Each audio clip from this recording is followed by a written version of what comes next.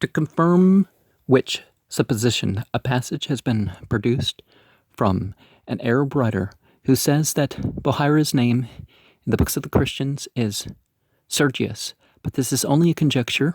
Well, saying that everything there is just pretending and conjectures. So you don't know when it comes to this book when he says that what's going on. And another tells us his true name was Sa'id or Felix, and his surname Bohaira. But be that as it will, if Bohaira and Sergius were the same man, I find not the least intimation of the Muslim writers that he ever quitted his monastery to go into Arabia, as was supposed by the Christians. And his acquiescence with Mohammed at Basra was too early to favor the surmise of his assisting him in the Quran, which was composed long after. Well, different passages were learned at different times, and other people were writing it down, so, though Muhammad might, after his discourse, gain some knowledge of Christianity and of their scriptures, which might be of use to him therein, then why didn't he pick up any of the contradictions or scientific errors or other issues? From the answer given in this passage, the Quran, to the objection of those who didn't believe in it, that the person suspected by them to have had a hand in the Quran spoke a foreign language, and therefore could not, with any face of probability, be supposed to assist in a composition written in the Arabic tongue, and with so great eloquence, it is plain this person was no Arabian. The word Ajami, which is here used, signifies any foreign or barbarous language in general, but the Arabs applying it more particularly to the Persians, it has been thence concluded by some that Solomon was the person. However, if it be true that he came not to Muhammad till after the Hijrah, either he could not be the man here intended, or else this verse must have been revealed at Medina, contrary to the common opinion. 2. These words were added for the sake of Ammar ibn Yasser, and some others who, being taken and tortured by the Quraysh, renounced their faith out of fear, though their hearts agreed not with their mouths. It seems that Ammar wanted the constancy of his father and mother, Yasser and Sumayya, who underwent the like trial at the same time with their son, and resolutely refusing to recant, were both put to death. The misbelievers, tying Sumayya between two camels and striking a lance through her privy parts. When news was brought to Muhammad that Ammar had denied the faith, he said, "It cannot be, for that Ammar was so full of faith, from the crown of his head to the sole of his foot, faith being mixed and incorporated with his very flesh and blood." And when Ammar himself came weeping to the Prophet, he wiped his eyes, saying, "What fault was it of thine, if they forced thee?" Yeah, a lot of people criticize Islam because deceit and lying by those who are forced to survive, because they're, not a criminal getting away with something, but somebody who's doing the right thing and, renounce your faith or die, or do this or die, or something serious like that. But the blame goes on the murderers, the oppressors. But though it be here said that those who apostatize in appearance only to avoid death or torments may hope for pardon from God, yet it is unanimously agreed by Muslim theologians to be more meritorious and pleasing in the sight of God, courageously and nobly to persist in the true faith, and rather to suffer death itself than to renounce it, even in words. Nor did the Islamic religion want its martyrs in the strict sense of the word, of which I will here give 2 instances besides the above mentioned. One is that of Khubayb ibn Adha, who being prodigiously sold to the Quraysh, was by them put to death in a cruel manner, by mutilation and cutting off his flesh piecemeal, and being axed in the midst of his tortures, whether he did not wish Mohammed was in his place, answered, I would not wish to be with my family, my substance, and my children on the condition that Mohammed was only to be pricked with a thorn. The other is that of a man who was put to death by Musaylimah on the following occasion.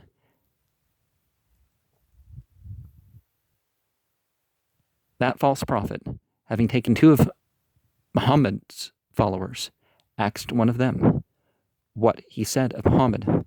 The man answered that he was the apostle of God. And what sayest thou of me, Adam Musaylimah? To which he replied, Thou art the apostle of God, whereupon he was immediately dismissed in safety. See, Muhammad wasn't seizing people and saying, do you accept me as a prophet or I'll kill you? But others, were doing stuff like that. But the other, having returned to the same answer to the former question, refused to give any but the last, though required to do it several times. 21 times, But Muhammad pretended to be deaf. I misread that. But pretended to be deaf, and was therefore slain. It was related that Muhammad, when the story of these two men were told him, said, The first of them threw himself on God's mercy, but the latter professed the truth, and he shall find his account in it.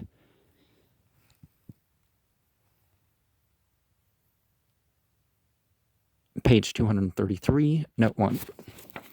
These were the Jews who, being ordered by Moses to set apart Friday, the day now observed by the Muslimin, for the exercise of divine worship, refused it and chose the Sabbath day, because on that day God rested from his works of creation, for which reason they were commanded to keep the day they had chosen in the strictest manner. Well, the strictest manner was that invented by the rabbis. Their own books don't support a lot of what is claimed, like about stuff, but and who knows what was changed even to make those books. But the Jews weren't the first people to choose the Saturday, by the way. Page 234, note 1. Their first transgression was the rejecting the decision of the law, their putting Isaiah to death, and their imprisoning of Jeremiah, and the second was their slaying of Zechariah and John the Baptist, and their imagining the death of Jesus. Some imagine the, note 2 of 234.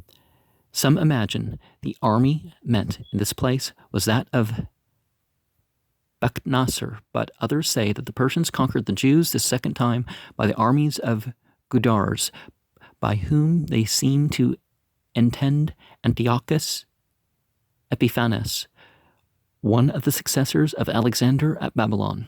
It is related that the general in this expedition, entering the temple, saw blood bubbling up on the great altar and asked the reason for it. The Jews told him that it was the blood of the sacrifice which had not been accepted of God, to which he replied that they had not told him the truth and ordered 1,000 of them to be slain on the altar. But the blood not ceasing, he told them that if they would not confess the truth, he would not spare one of them, whereupon they acknowledged it was the blood of John. And the general said, Thus hath your Lord taken vengeance on you, and then cried out, O John, my Lord and thy Lord knoweth what hath befallen thy people for thy sake.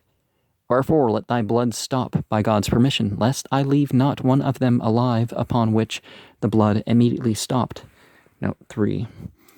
Are inconsiderate, not weighing the consequence of what he asks.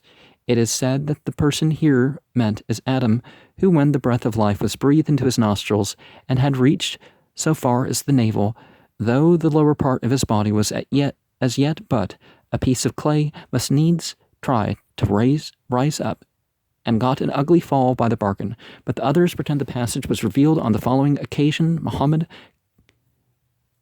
committed a certain captive to the charge of his wife, Sauda bint Sama'ah, who, moved with compassion at the man's groans, unbound him and let him escape, upon which the prophet, in the first motions of his anger, wished her hand might fall off, but immediately composing himself and said aloud, "O God, I am but a man, therefore turn my curse into a blessing."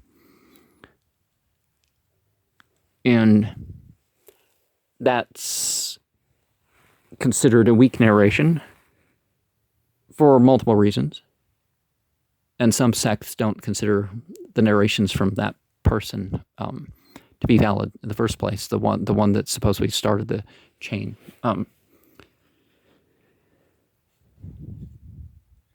And there's indication that that person was involved in murder plots in the very beginning, too, and such. But page 235, 1. Literally the bird, which is here used to signify man's fortune or success. The Arabs, as well as the Greeks and Romans, taking omens from the flight of birds, which they supposed to portend good luck, if they flew from the left to the right, but if from the right to the left, the contrary. Well, it depends on what...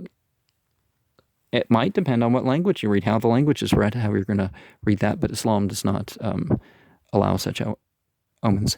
The like judgment they also made when certain beasts passed before them.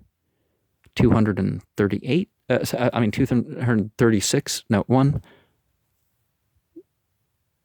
Prodigality and squandering away of one's substance in folly or luxury, being a very great sin, the Arabs were particularly guilty of extravagance in killing camels and distributing them by lot, merely out of vanity and ostentation, which they are forbidden by this passage and commanded to bestow what they could spare on their poorer relations and other indigent people. Page 239, note 1. These are generally supposed to have been the tribe of Thaqif, the inhabitants of Al-Taif, who insisted on Muhammad's granting them several very extraordinary privileges as the terms of their submission to him, but they demanded that they might be free from the legal contribution of alms and from observing the appointed times of prayer. Well, if they were going to be as Muslim, that wasn't going to fly, and they might be allowed to keep their idol allot for a certain time, and that their territory might be declared a place of security and not violated like that of Mecca, etc.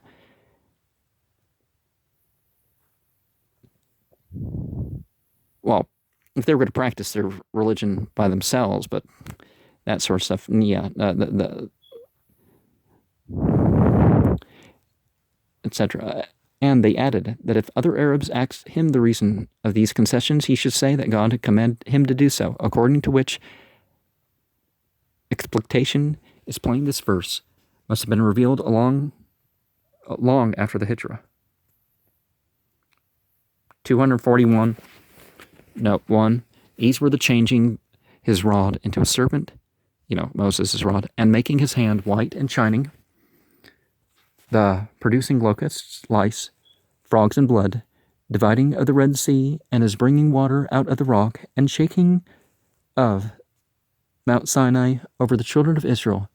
In lieu of the three last, some reckon the inundation of the Nile, the blasting of the kernels, and scarcity of the fruits of the earth.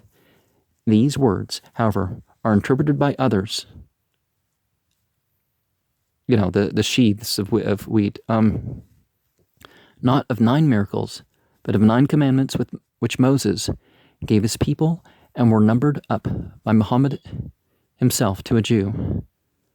Well, might want to refer to Surah 2, what the real commandments were, if you're going to go that argument, but who asked him the question, viz., that they should not be guilty of idolatry, nor steal, nor commit adultery, nor murder, nor practice sorcery, or usury, or accuse an innocent man to take away his life, or a modest woman of whoredom, nor desert the army.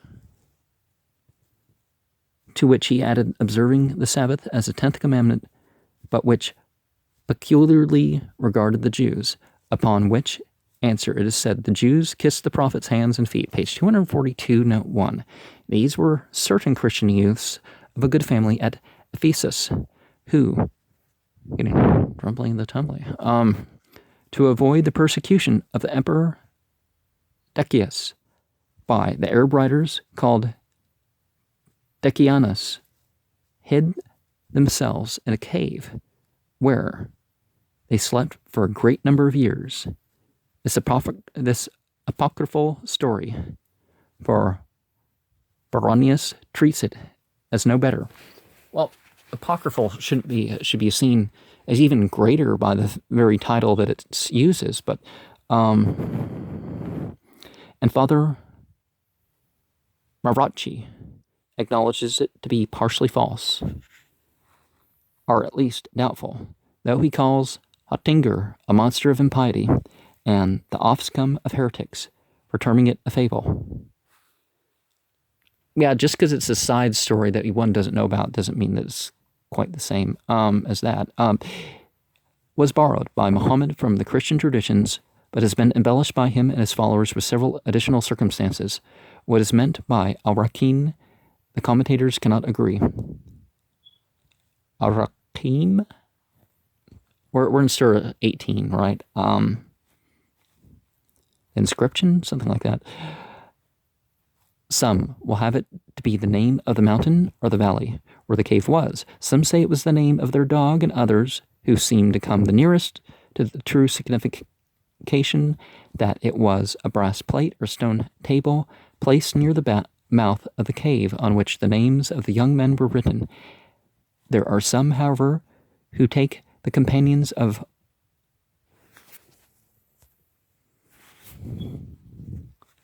Ar-Rakim. Well, it could be dialectical because sometimes the Arabic, the noon and the meme in one dialect versus another, to be different from the seven sleepers, for they say that the former were 3 men who were driven by ill weather into a cave for shelter, and were shut in there by the falling down of a vast stone which stopped the cave's mouth. But on their begging God's mercy and their relating each of them a meritorious action, which they hoped might entitle them to it, were miraculously delivered by the rocks rending in sunder to give them passage. And that's actually a different incident, but page 243, note 1. This dog had followed them as they passed by him when they fled to the cave, and they drove him away, whereupon God caused him to speak, and he said, I love those who are dear unto God. Go to sleep, therefore, and I will guard you. But some say that it was a dog belonging to a shepherd who followed them, and that the dog followed the shepherd, which opinion is supported by reading, as some do, Kalabohom, their dog's master. Kalab is dog. Instead of Kalbohom, their dog. Jalaluddin adds that the dog behaved as his masters did in turning himself in sleeping and waking. The Muslimin have great respect for this dog and allow him a place in paradise. Well, Islam doesn't condemn any animal, no matter how unclean, I mean, not safe to eat,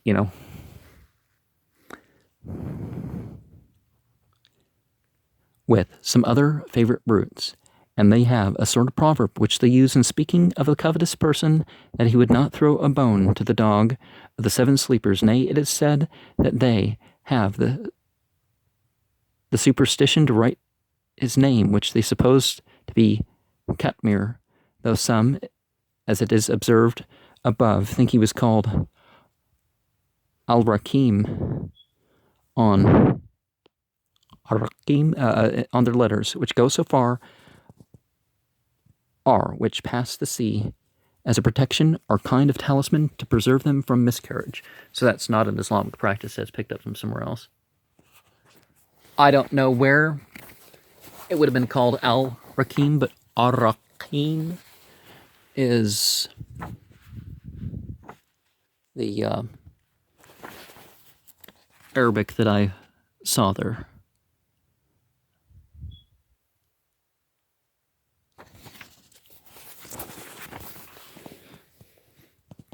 (244) Note 1. Jalaluddin supposes the whole space was 300 solar years, and that the odd 9 are added to reduce them to lunar years. Well, not reduce them, but to render them as lunar years. Some think these words are introduced as spoken by the Christians who differed among themselves about the time, one saying that it was 300 years and another 309 years, the interval between the reign of Decius and that of Theodosius the Younger, in whose time the sleepers are said to have awakened, will not allow them to have slept quite 200 years, though Mohammed is somewhat excusable, since the number assigned by Simon Metaphrastes is 372 years.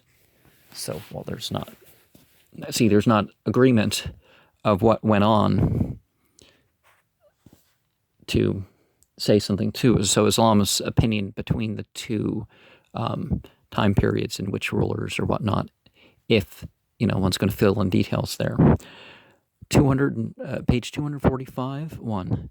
Although these seem to be general characters only, designed, the people with their gardens, designed to represent the different end of the wicked and of the good, yet it is supposed by some that the two particular persons are here meant.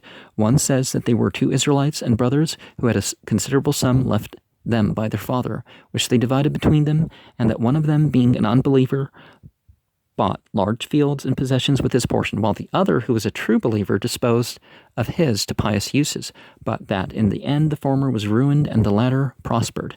Another thinks that they were 2 men of the tribe of Makhzum, the one named Al-Aswad ibn Abdul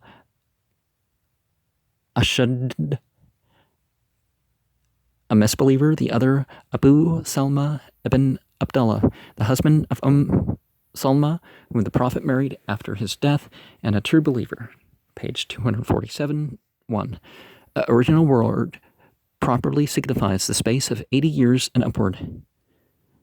To explain this long passage, the commentators tell the following story. They say that Moses once, preaching to the people, they admired his knowledge and eloquence so much that they asked him whether he knew any man in the world who was wiser than himself, to which he answered in the negative, whereupon God, in a revelation, having reprehended him for his vanity, although some pretend that Moses asked God the question of his own accord, acquainted him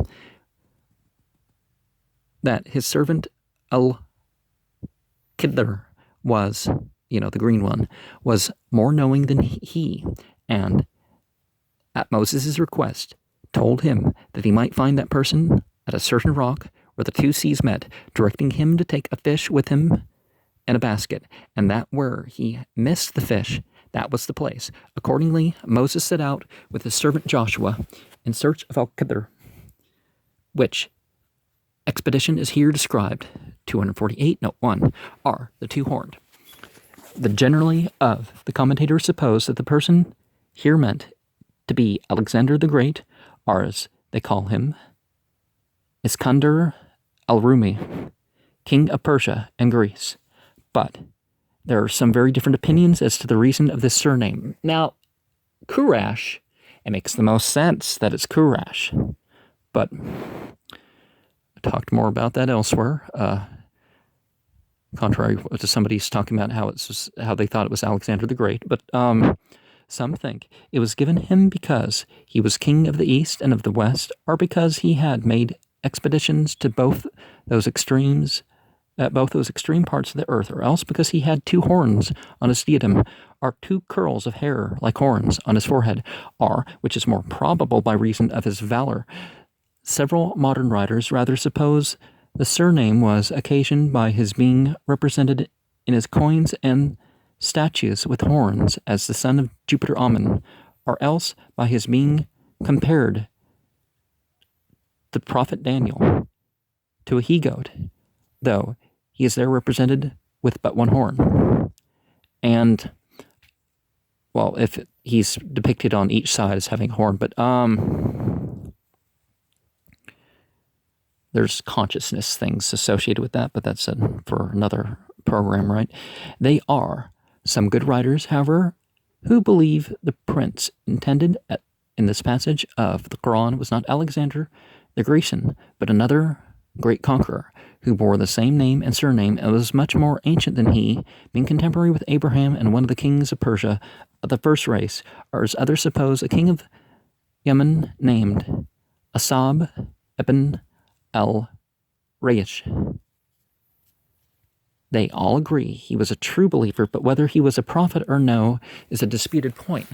Now, some people would say Messiah, because Messiah is not as distinct, you could say, as in terms of prophetic gift. So the Bible certainly says that Kurash is the Messiah.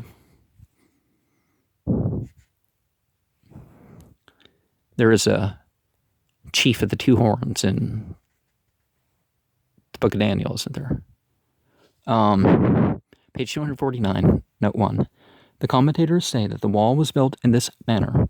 They dug till they found water, and having laid the foundation of stone and melted brass, they built the superstructure of large pieces of iron, between which they laid wood and coals, till they equaled the height of the mountains, and then setting fire to the combustibles by help of large bellows, they made the iron red hot, and over it poured melted brass, which, filling up the vacancies between the pieces of iron, rendered the whole work as firm as a rock. Some tell us that the whole was built of stones joined by clamps of iron, on which they poured melted brass to fasten them. Page 251, note 1. The palm to which she fled, that she might lean on it in her travail, was a withered trunk without any head or verdure.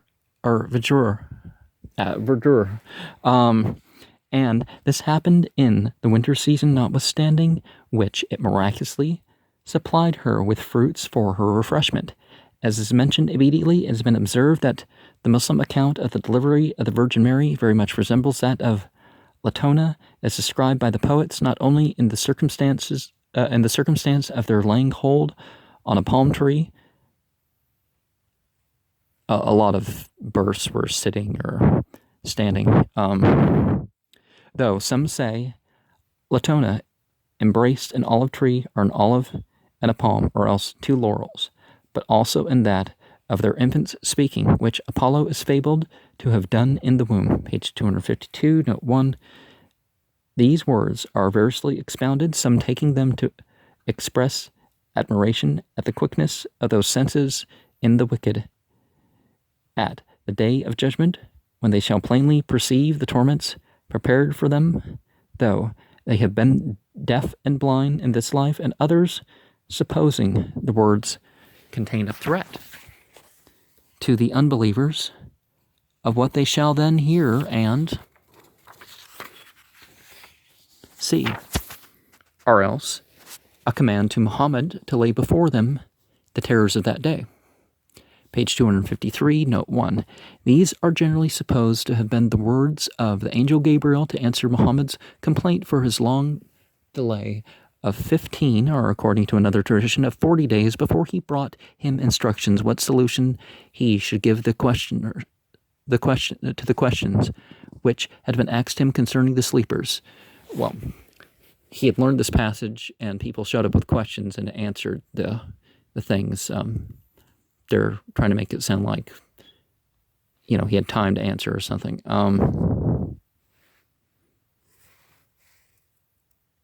But this is instantaneous sort of thing. Though Qarnayn and the Spirit, others, however, are of the opinion that they are the words which the godly will use at their entrance into paradise, and that their meaning is, we take up our abode here at the command and through the mercy of God alone, who ruleth all things past, future, and present, and who is not forgetful of the works of his servants. Page 254, note 1.